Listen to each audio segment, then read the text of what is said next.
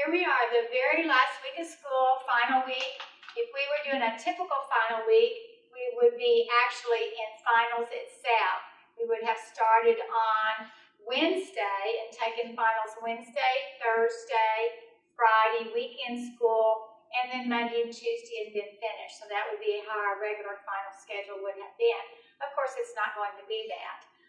We typically reserve something like 2.5 to 3 hours for finals this last week. But again, that's something that we've done in the past for kinesiology or activity classes. The last week of school, we usually have our skills test, and then we go from there, and what we'll do from there afterwards is we'll just review and take our written final during that time, and grades will be out. It's also should be at the time that we are almost past turning anything in, which is those 5 different handouts that we talked about last week that we had them involved in, that you've had all semester to do, and that they're worth 40 points. So it would be a real shame if you didn't do those really easy handouts that I keep reminding you about. One of the big things that I wanted to talk about that we're wrapping it up for this semester, obviously how well everybody did under the circumstances that we did not have a regular meeting time and stuff. Some of these I think I actually got more information from than otherwise I might have, since individually I corresponded or emailed with a lot of you that I wouldn't have done otherwise. Something I want to talk about is we already have new people signed up for classes because we actually opened up classes back at the 1st of October for sign up because they already made that decision back the 1st of October that told us that we were going to be online instead of back out on our courts. The importance of the ICRs, which was something that people seem to have a lot of trouble with, but I wanted to make sure that those are still in effect for online classes that you can look at. Also, our courts will remain open as far as we know from now on, and the lights are on until 11 p.m. at night, which is Monday through Sunday, which is 7 days a week. So our courts are still being allowed to be played on just like they would be. They're still monitored so that obviously you would not want food and drink out there, or you would not want to break the protocol of making sure that you don't have too many people on the court or social distancing, things of this sort. But as far as it being connected to the school itself and us being able to do stuff out the campus, no. A number of you have expressed interest in possibly taking intermediate, so that's kind of the main focus of what I want to talk about in this video, is that obviously I would love to have you move over to intermediate, especially because we had such a large beginner class this semester. And the people that are in intermediate can actually go the other way around. They can sign up for beginning even though they signed up and went through intermediate first. You would still get a credit for that. So what I'm going to do is we're going to make supplemental videos for the following semester, for the spring. We're going to be doing supplemental videos. So say for instance when we had video 2 that we talked about backhand and showed backhand and drills for backhand and how to change your grip for backhand, then we will have a supplemental video of that, which will not be as long, obviously. And the supplemental video will talk about backhands a little bit more extensively. It'll talk about how to hit possibly a little bit of backspin, or maybe to slice the ball, or maybe to get underneath and have some top spin on the ball, and show how you would change the grip and how you would approach the ball a little bit differently. We might talk about stance a little bit differently in it. So each one of those videos will have a supplemental going on to it so that we can delve into the whole activity of tennis a little bit more. We didn't talk about drop shots. We didn't talk about drop volleys. We didn't talk about extreme angles. We didn't talk about anything of that sort. We didn't talk about swinging volleys. We didn't talk about backup serves or spin serves. There are a lot of things we did not talk about, especially going into the semester and having a new procedure going for beginning tennis. Some of you, I could tell from the writings and knowing that you guys played occasionally out with Peter, I could tell that some of you had quite a bit of playing experience and you knew kind of what was going on and you had played in the past. And so you knew kind of the types of shots that you hit.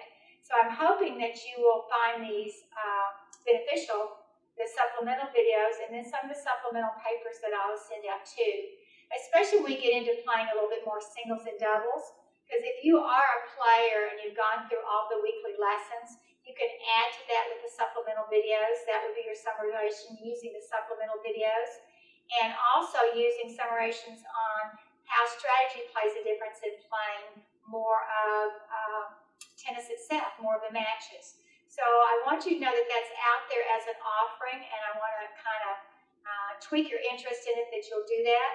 If you've noticed on the board behind me, I've set up the information that talks about the spring offerings, that talks about beginning and intermediate tennis in the sections that are already open right now.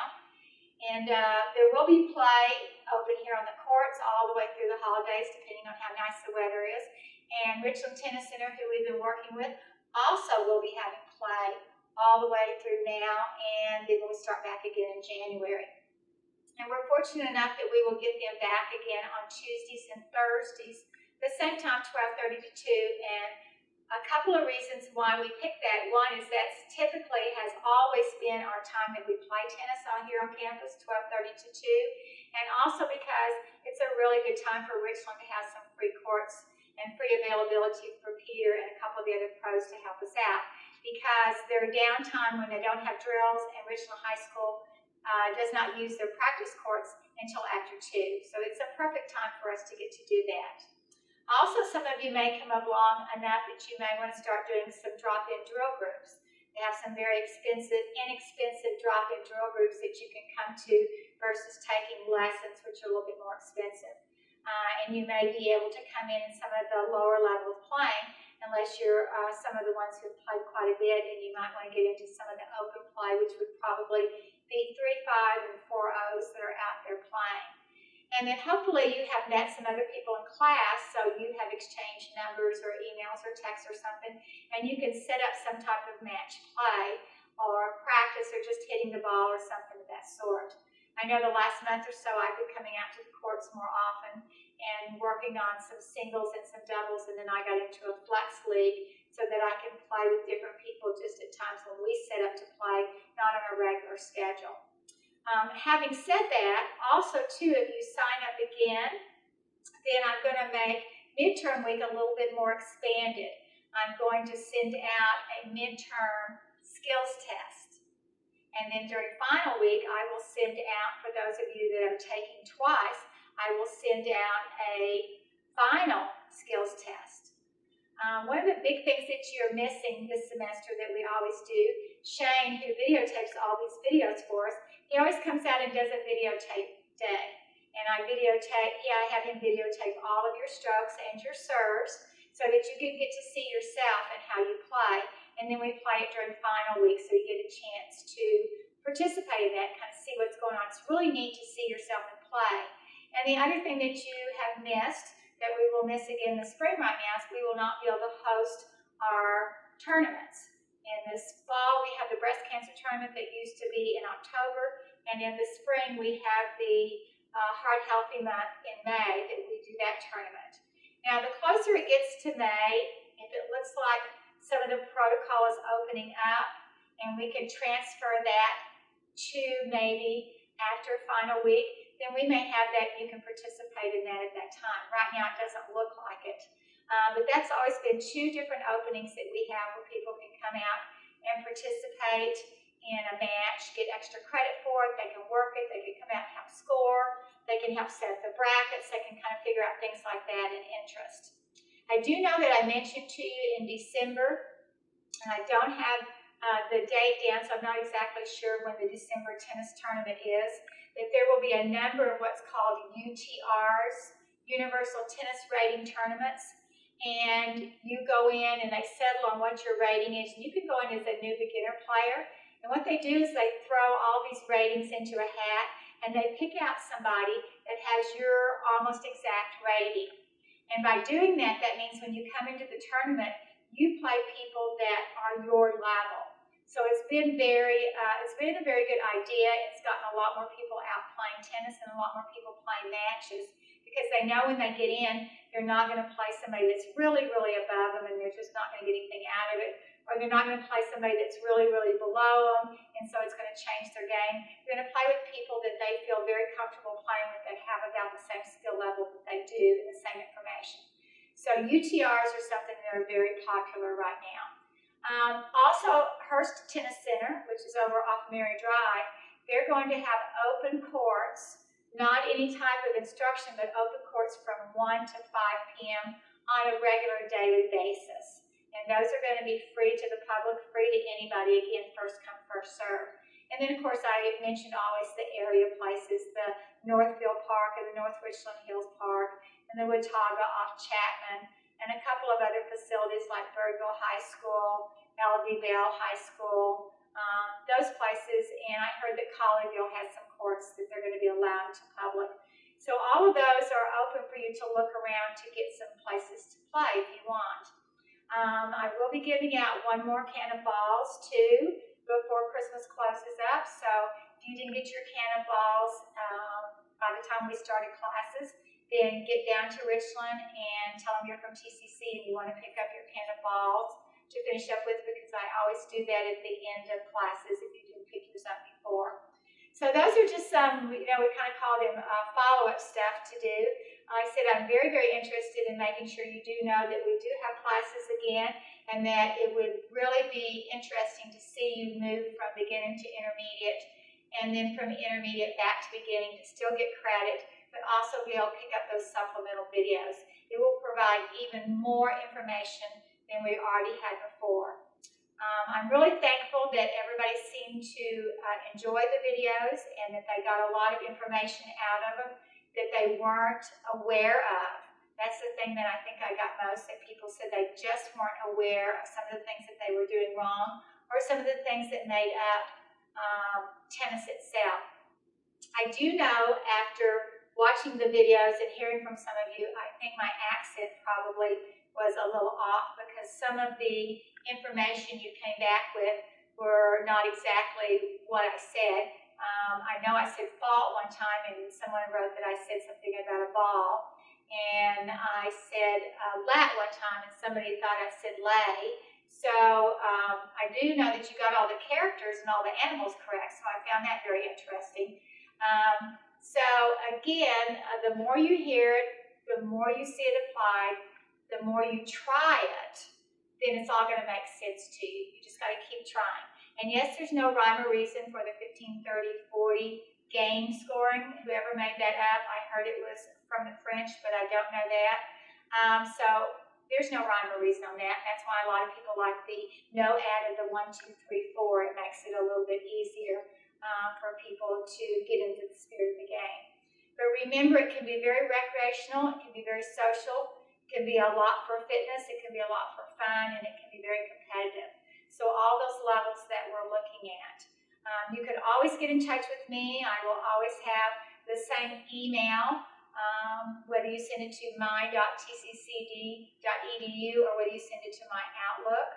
We usually just try to keep in touch with the students through Outlook and Blackboard, because that's a student-faculty forum more so than it is the actual Outlook, which is more for intercampus and faculty or employees only. But that's not a problem if that's the only way we can get in touch. I just wanted to wrap everything up because I thought it would be too hard to put all this information in an announcement. I probably will send an announcement out anyway that just tells you to be sure that you do watch the final video and get the final amount of information. The last thing that I will impress upon you, if there's some reason that you are just off a few points due to maybe your final test or maybe one of your handouts or something like that, I will definitely reach out to you. So have that in mind. Don't use that as an excuse for why you don't get something in there, because I know that you've been able to follow your grades and you know what you've turned in. And then I have allowed a certain amount of latitude for making up for some of the assignments and stuff, but you still need to be responsible for what your points are. And you do need to be responsible for asking questions. That's a huge thing right there. That's the only way I'll know that maybe you're having a problem with something. So thanks again for taking class. The retention was absolutely awesome. Out of all of the 21 students that signed up, we only had one student drop, and I find that absolutely fantastic. That's probably a better average than we have during the regular school year, which I also find that very unusual. We will have certain protocol. I do not know what they're going to do on the evaluations of classes. I don't know if they're going to send that straight out to the students themselves. Usually we process it on my end through faculty or someone in our department that we send it out, because obviously suggestions, ideas, obviously what you did like or obviously what maybe did not work as well for you, those are all things that we really need, because we're going into another full semester. This is the first time we've done it, and so there's always a lot of bugs for both of us getting something going, especially activity-based.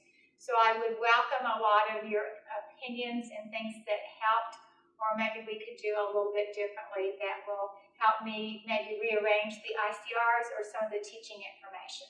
So again, thank you very much for this semester, and hopefully I will be seeing you in the spring, in January, ready to go for the second go-around of tennis at TCC. Thank you.